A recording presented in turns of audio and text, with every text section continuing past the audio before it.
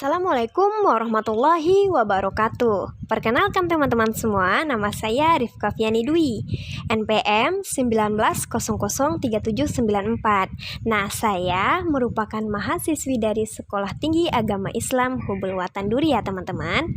Nah, di sini saya akan berbagi penjelasan kepada teman-teman mengenai 3 judul materi. Yang pertama yaitu pengertian manajemen kelas, kemudian yang kedua tujuan manajemen kelas, kemudian yang ketiga pentingnya penciptaan iklim kelas yang kondusif. Dari penjelasan yang nantinya akan saya paparkan, semoga teman-teman dapat menyimak ya.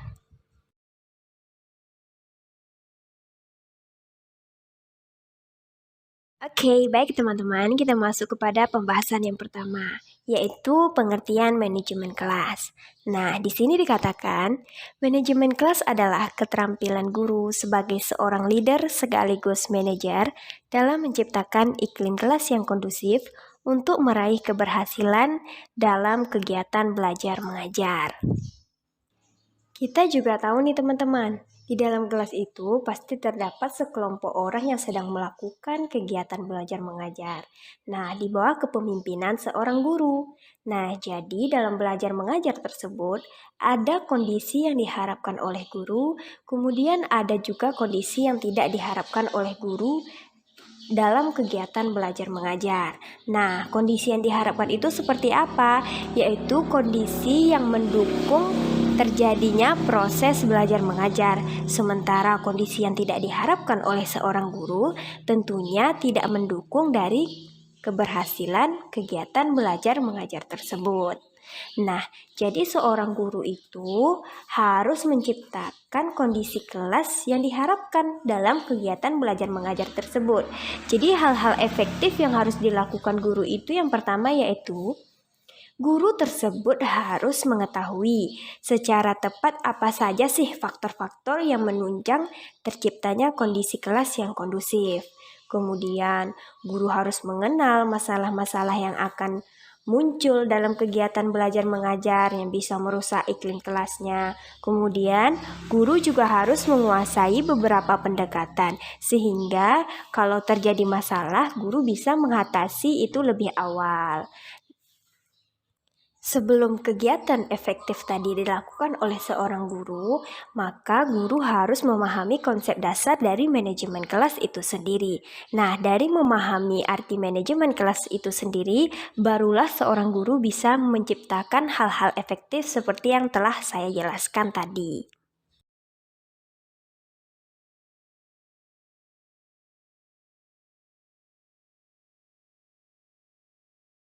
Dari pengertian manajemen kelas yang telah saya jelaskan sebelumnya, maka sasaran manajemen kelas dapat diklasifikasikan menjadi dua.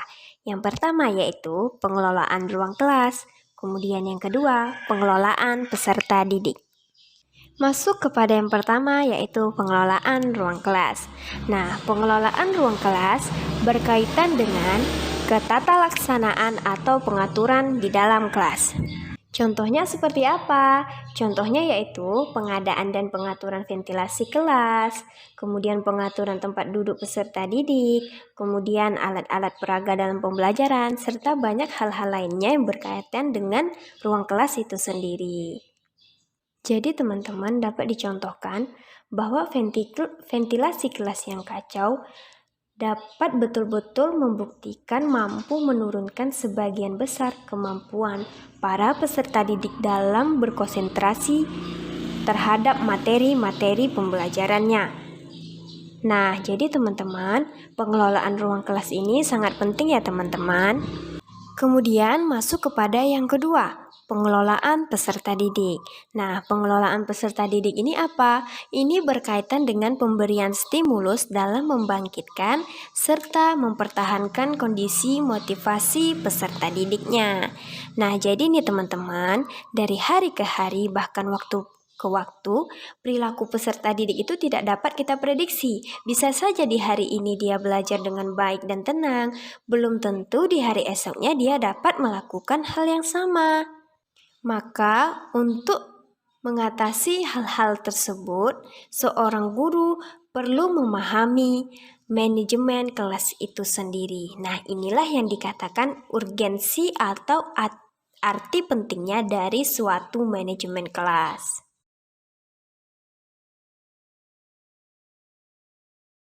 Kemudian masuk kepada yang kedua, yaitu tujuan manajemen kelas. Nah, tujuan manajemen kelas ini ada yang secara umum, ada yang secara khusus. Nah, secara umumnya, tujuan manajemen ini ialah untuk menciptakan suasana kelas yang nyaman sebagai tempat berlangsungnya kegiatan belajar mengajar. Kemudian, tujuan secara khususnya menurut Salman Rushdie yaitu yang pertama, memudahkan kegiatan belajar bagi peserta didik. Nah, tentunya nih teman-teman, sangat sulit bagi peserta didik untuk dapat mengembangkan kemampuan potensinya yang baik jika lingkungan kelasnya atau tempat belajarnya tidak mendukung. Nah, jadi peserta didik membutuhkan konsentrasi belajar untuk mencerna, memahami, serta mengerjakan tugas-tugasnya dalam proses pembelajaran. Maka, di sini guru dituntut untuk mampu mewujudkan kelas yang ideal bagi kegiatan belajar mengajar. Kelas sebagai lingkungan belajar harus mampu mendukung peserta didik dalam mengembangkan kemampuannya semaksimal mungkin. Tujuan khusus yang kedua yaitu mengatasi hambatan-hambatan yang menghalangi terwujudnya interaksi dalam kegiatan belajar mengajar. Nah, tentunya nih teman-teman, sangat sulit bagi peserta didik untuk dapat mengembangkan kemampuannya, potensinya dengan baik jika lingkungan belajar tempat mereka belajar tidak mendukung. Jadi, peserta didik ini sangat membutuhkan konsentrasi belajar, di mana konsentrasi tersebut berguna untuk agar mereka dapat mencerna pelajarannya dengan baik, memahami dengan baik, serta mengerjakan tugas-tugas mereka yang diberikan oleh guru. Nah, dengan manajemen kelas yang baik, berbagai hambatan-hambatan yang dapat menghalangi terwujudnya interaksi dalam kegiatan belajar mengajar dapat diatasi dengan mudah. Kemudian, tujuan khusus yang ketiga yaitu mengatur berbagai penggunaan fasilitas belajar, di mana pada sebuah kelas yang ideal, di dalamnya pasti terdapat sarana ataupun kata lainnya fasilitas. Fasilitas yang mendukung dalam kegiatan belajar mengajar. Nah, tentunya nih teman-teman, fasilitas ini sangat berguna untuk mempermudah peserta didik dalam menguasai suatu materi. Tetapi, ada kalanya dalam penggunaan fasilitas itu ada yang tidak baik ataupun bisa dikatakan dengan kata lainnya semrawut. Nah, dapat menyebabkan suasana kelas menjadi tidak kondusif. Nah, disinilah sebabnya manajemen kelas diperlukan untuk mengatur penggunaan fasilitas dengan baik sehingga dapat mendukung dan memungkinkan peserta didik belajar sesuai dengan fasilitas yang ada.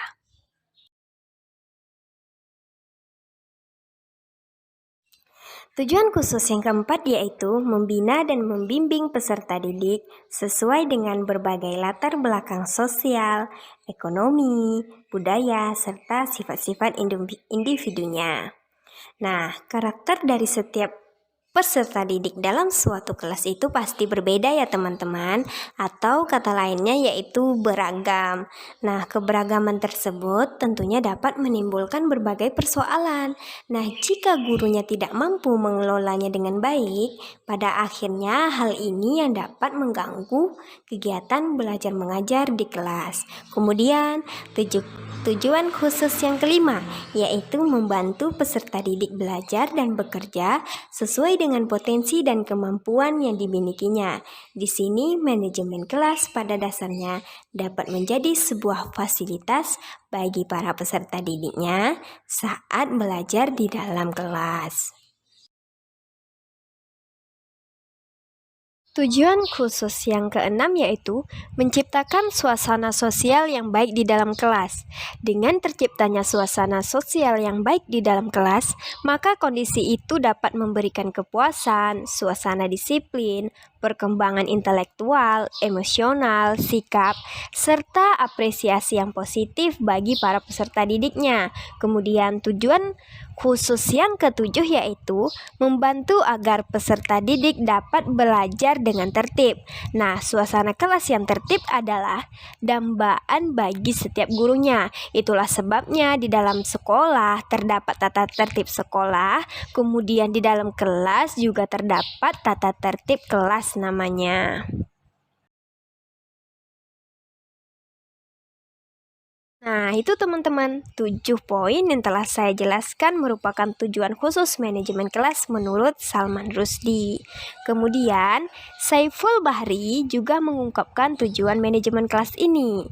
Nah, menurut Saiful ini ada dua, yaitu yang pertama untuk peserta didik, kemudian yang kedua untuk guru.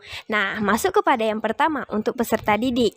Nah, di sini menurut Saiful Bahri untuk peserta didiknya yaitu mendorong agar peserta didik mengembangkan tanggung jawab individu terhadap tingkah lakunya dan juga kebutuhan untuk mengontrol diri. Kemudian, membantu peserta didik mengetahui perilaku yang sesuai dengan tata tertib kelas dan memahami jika teguran guru merupakan suatu peringatan, bukan kemarahan. Kemudian yang selanjutnya yaitu membangkitkan rasa tanggung jawab untuk melibatkan diri dalam tugas dan pada kegiatan yang diadakan. Kemudian masuk kepada yang kedua untuk guru.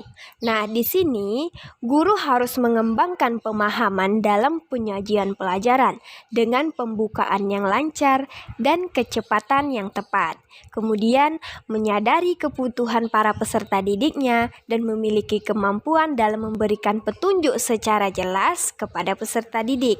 Kemudian mempelajari bagaimana respon secara efektif terhadap tingkah laku peserta didik yang mengganggu. Kemudian memiliki strategi remedial yang lebih komprehensif, di mana dapat digunakan dalam hubungannya dengan masalah perilaku peserta didik yang muncul di dalam kelas.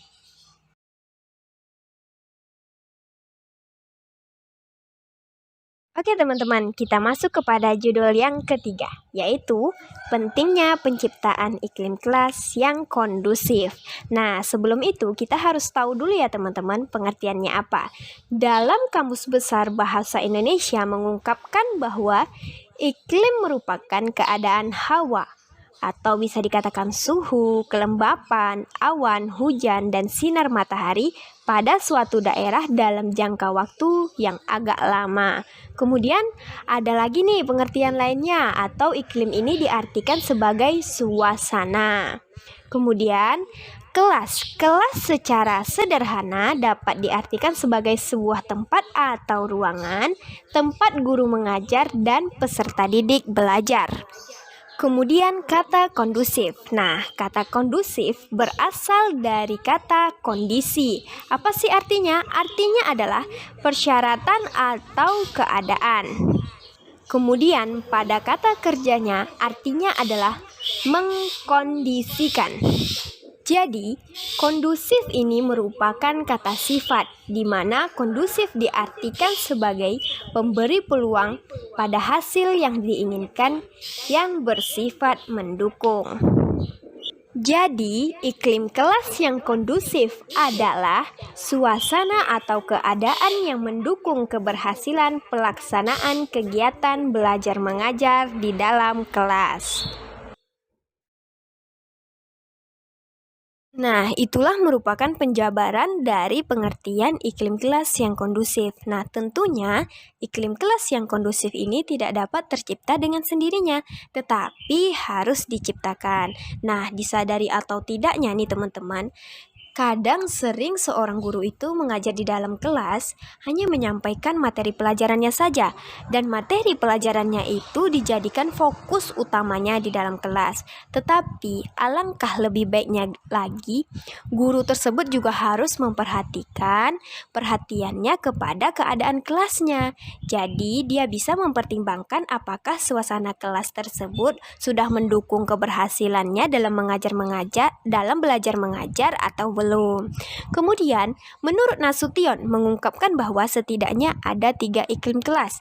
Nah, yang pertama yaitu iklim kelas dengan sikap guru yang otoriter. Guru yang otoriter ini yang bagaimana? Dia menggunakan kekuasaannya atau kewenangannya untuk mencapai tujuan kegiatan belajar mengajar yang telah ditentukan. Nah, dengan kekuasaannya ini atau kewenangannya ini, guru bisa saja memberikan hukuman kepada peserta didik yang mengganggu jalannya kegiatan belajar mengajar tadi. Nah, bisa dengan ancaman atau juga hukuman-hukuman lainnya yang memaksakan kepada peserta didiknya. Memang, upaya guru seperti ini bisa menjadikan suasana kelas itu menjadi tenang, tetapi buruknya adalah suasana hati peserta didik yang menjadi tidak tenang karena di bawah tekanan seorang guru yang otoriter. Kemudian yang kedua yaitu iklim kelas dengan sikap guru yang permisif. Nah, ini ditandai dengan membiarkan peserta didiknya berkembang dalam kebebasan, tanpa banyak tekanan, ancaman, larangan, perintah, ataupun paksaan. Di sini, gurunya tidak menonjolkan diri dan berada di belakang untuk memberikan bantuan bila dibutuhkan. Nah, sikap seperti ini mengutamakan perkembangan pribadi peserta didiknya, khususnya dalam aspek emosional, agar peserta didiknya bebas dari kegoncangan jiwa dan menjadi peserta didik yang menyesuaikan diri dengan lingkungannya. Masuk kepada yang ketiga, yaitu iklim kelas dengan sikap guru yang nyata atau bisa dikatakan real. Nah, ditandai dengan pemberian kebebasan kepada peserta didiknya untuk melakukan aktivitas belajarnya di kelas diiringi dengan kegiatan pengendalian. Jadi di sini peserta didik diberikan memang kebebasan untuk belajar sesuai dengan tipe belajarnya, kemampuan dan minatnya tanpa diawasi dan diatur dengan ketat. Tetapi di pihak lainnya nih teman-teman, peserta didik diberikan tugas sesuai dengan petunjuk dan pengawasan si guru. Nah, kemudian ada pendapat dari Dreykus dan Leron Gray yang dikutip oleh Asolah. Nah, di sini ia mengemukakan bahwa ada 3 suasana kelas yang dihadapi oleh peserta didiknya di setiap harinya, atau bisa dikatakan menggunakan pendekatan sosio-emosional kelas. Yang pertama yaitu suasana kelas autokrasi. Nah, di sini guru lebih banyak menetapkan perintah dan larangan, menggunakan kekerasan, penekanan persaingan, hukuman, dan ancaman untuk mengawasi perilaku peserta didiknya. Nah, jadi di sini dikatakan dalam suasana kelas ini guru lebih dominan dalam kegiatan belajar mengajar sehingga cenderung kegiatan belajar mengajar itu berpusat pada si guru. Kemudian suasana kelas yang kedua yaitu laissez-faire. Nah, di sini guru sangat sedikit bahkan sama sekali tidak memperlihatkan bahwa kegiatan belajar atau kepemimpinan seorang guru itu terlihat atau tampak. Jadi di sini guru memberikan kebebasan kepada peserta didiknya. Nah, di sini guru melepaskan tanggung jawabnya kepada masing-masing peserta didik. Jadi, lebih dominan dalam kegiatan belajar mengajar ini dilakukan oleh peserta didiknya. Kemudian yang ketiga yaitu suasana kelas demokratis. Nah, di sini guru memperlihatkan kepada peserta didiknya makna demokratis itu, di mana guru memperlakukan peserta didiknya sebagai individu yang dapat bertanggung jawab, berharga, mampu mengambil keputusan, dan dapat memecahkan masalah yang dihadapi. Nah, manfaatnya pasti ada ya teman-teman. Nah, manfaatnya adalah suasana kelas yang demokratis ini yaitu tumbuhnya rasa percaya diri, saling menerima dan percaya satu sama lain. Nah, baik antara si guru dengan peserta didik maupun antar peserta didiknya. Guru membimbing dan mengembangkan dan membagi tanggung jawab tersebut untuk semua warga kelasnya, termasuk guru itu sendiri.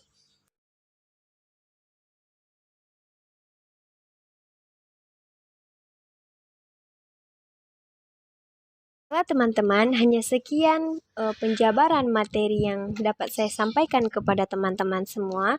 Apabila ada kesalahan, saya mohon maaf. Tetapi apabila ada saran atau masukan yang dapat teman-teman berikan, insya Allah saya dapat menerimanya dengan baik untuk perbaikan ke depannya. Kemudian saya ucapkan terima kasih dan wassalamualaikum warahmatullahi wabarakatuh.